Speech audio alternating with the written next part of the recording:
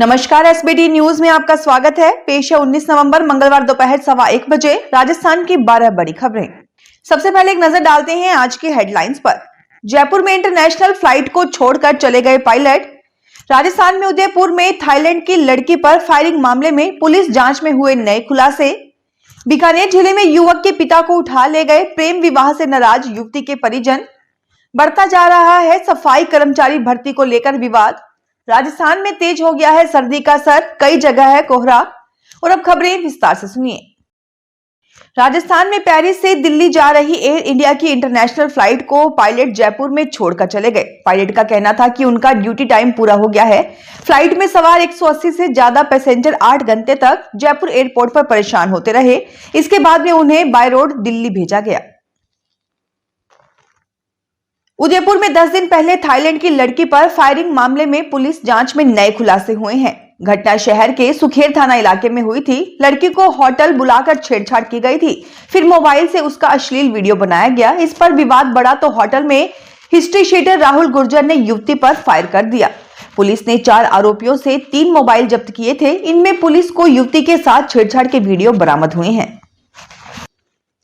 बीकानेर जिले में पुगल पुलिस थाना क्षेत्र के खीरसर में युवक युवती ने घर से निकलकर कोर्ट मैरिज कर ली। इससे गुस्साई युवती के परिजनों ने युवक के घर पर हमला कर दिया और मारपीट कर उसके पिता को उठा ले गए।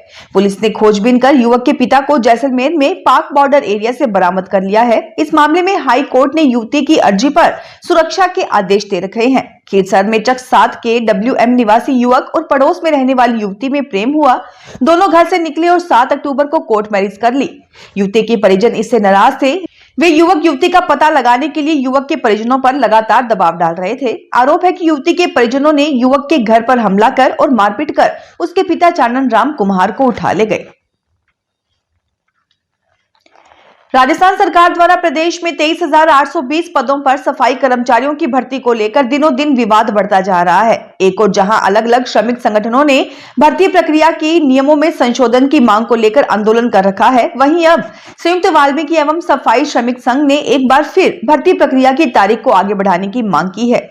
संयुक्त वाल्मीकि एवं सफाई श्रमिक संघ के अध्यक्ष नंद किशोर डंडोरिया ने कहा कि सरकार ने हमारी मांग पर भर्ती नियमों में संशोधन तो कर दिया, लेकिन अभ्यर्थियों को सफाई अनुभव सर्टिफिकेट बनाने के लिए पर्याप्त वक्त नहीं दिया। इससे अब तक भर्ती प्रक्रिया में बड़ी संख्या में बेरोजगार आवेदन नहीं कर पाए हैं। इसलिए भर्ती प्रक्रिया के आवेदन की तारीख को और आगे बढ़ाया जाए।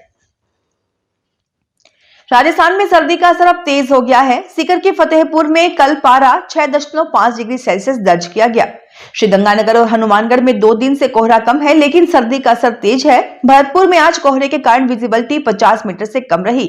ऐसे में भरतपुर मथुरा रोड पर वाहनों की धीमी गति के कारण जाम की स्थिति बन गई।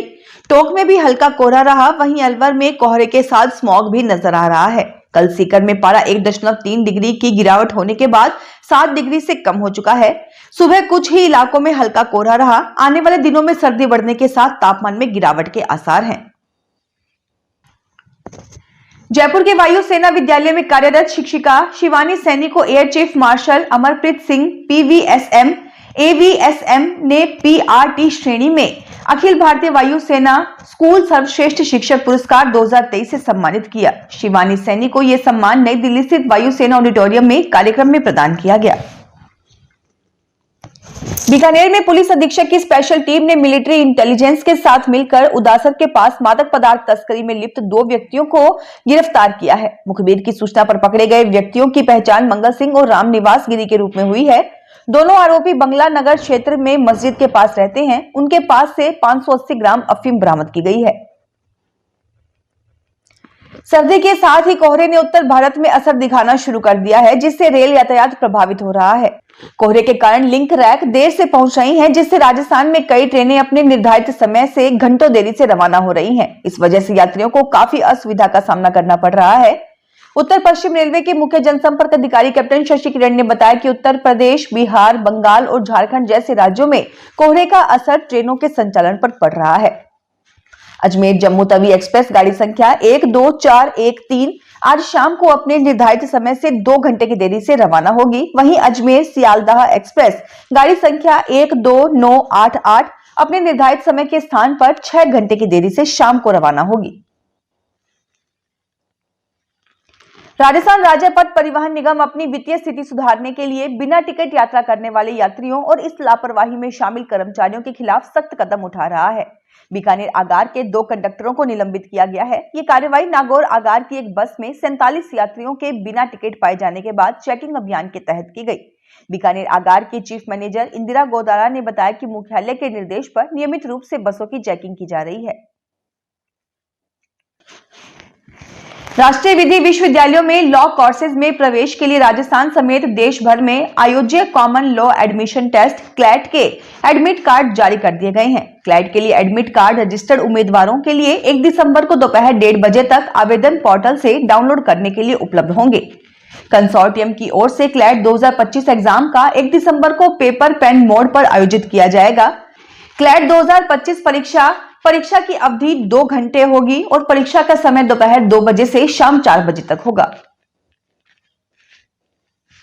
बीकानेर जिले के बीएसएफ के जवान की मौत को 31 साल बाद ऑपरेशन कैजुअलिटी मानते हुए बीएसएफ महानिदेशालय ने सर्टिफिकेट जारी किया है। बज्जू के मिठड़िया निवासी जेठाराम 17 सितंबर 1989 को बीएसएफ में भर्ती हुए थे। बीएसएफ की 109 बटालियन 1993 में पश्चिम बंगाल के पानीतट सीमा चौकी पर तैनात थी। जेठाराम को अन्य जवान और 2 सिविलियन के साथ देसी नाव में इच्छामती नदी के इलाके में पेट्रोलिंग ड्यूटी के लिए भेजा गया था।